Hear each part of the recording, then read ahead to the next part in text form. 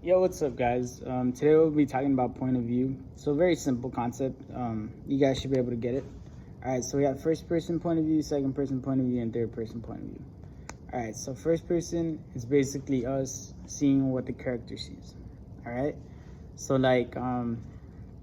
you see firsthand what they see. You don't actually see the character like right there in front of you, but you see their field of view, their field of vision, and that's what you interpret. You interpret their emotions, their sights, and what they see.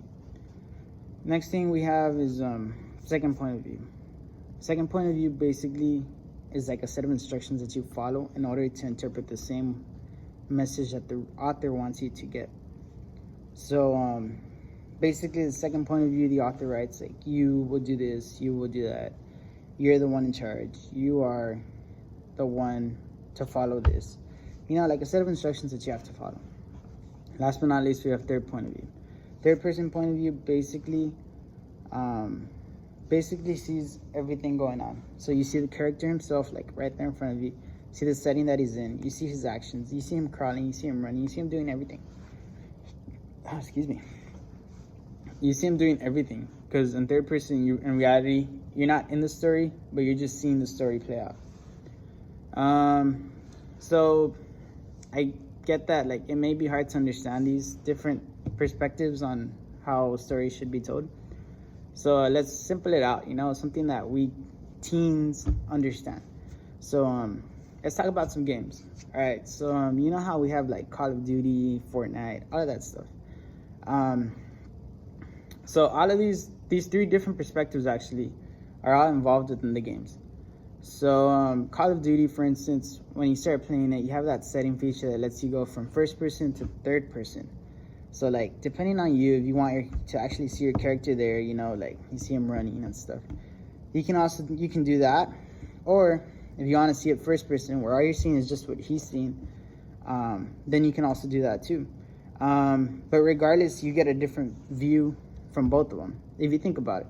So if you choose the first setting where you see your character, you see him doing everything, right? So you're able to spot everything on the quicks, because it's like you're not in it. You're just looking around, see if there's something there for you to do. Compared to first person, where all you're seeing is that one spot, because you don't get to see the big picture. You just see the narrowed down picture. And then second person comes into play when you go on YouTube, and you type hey, how to get kill streaks on Call of Duty, or hey, how to find an Easter egg, like stuff like that, where they start instructing you on little cheat codes that you can do on the game to eventually hack it and get through it. That's basically second person point of view. How, like I said, that the author gives you a set of instructions. Well, same thing here. The gamer in this scenario is giving you instructions on how to complete a task or to surpass the actual mission.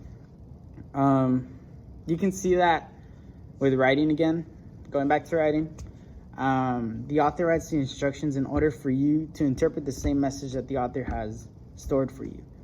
So you don't miss the big picture. The author is telling you, okay, like, dude, like, you're gonna have to do this, then you're gonna read it like this, then you're gonna see this, then you're gonna notice this, So kind of you can get that picture that he has in mind for the reader. So maybe you guys aren't like violent, or Call of Duty is like too advanced for you, So like let's think of Fortnite. That game has like so many new seasons coming out, and now they're implementing first person point of view, third person point of view.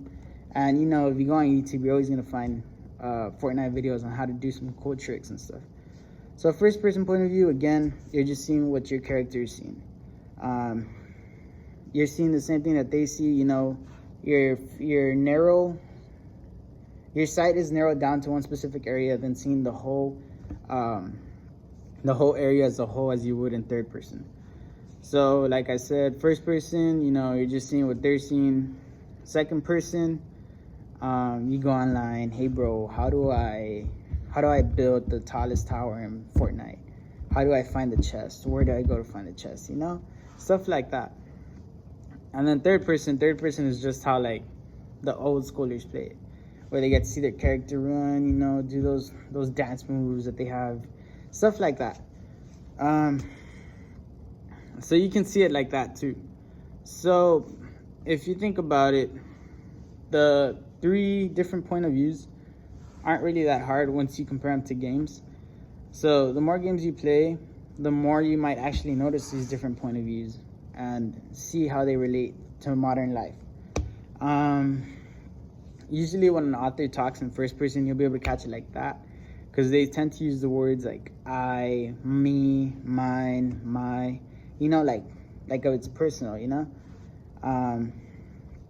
You'd also be able to tell when an author is talking in second person, because they'll be like I said, it's instructions, right? So like they're gonna command you in a sense. They're gonna be like, yeah, so like you do this, you do that. You're the reason for this. You're the reason for that. You are gonna do this. You are gonna do that. Excuse me. And so like I said, you are the reason. You are that. You do this. Usually second person can be used to write like persuasive papers, because you're trying to persuade someone. But the only way you're going to persuade someone is by like kind of giving them instructions on how they should be able to understand the same concepts that you understand towards a specific dispute. So like I said, like second person would be perfect for persuasive papers, like you are, you, your, yeah, last but not least, third person, you'd be able to catch it again just like that, because the author will make you, he'd put it in the context where that he's not talking about you.